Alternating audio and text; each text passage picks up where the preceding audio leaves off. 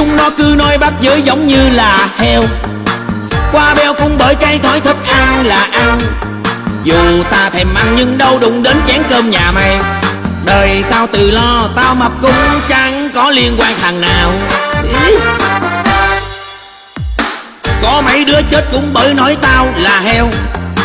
Bắt giới thay đổi thay thức cứ ăn là ăn. Đời ta phải ăn, phải tận hưởng của ngon vật là. Cần chi phải kiêng để rồi thấy món ngon cũng phải nhìn thèm. Tụi bay không được ăn, không được ngủ như là tao. Dù tao có là heo nhưng mà tao thấy thật vui. Được ăn toàn đồ ngon tao cảm thấy ôi thật sướng. Cứ sống vô tư tung tăng vui chơi lo chi xa xôi.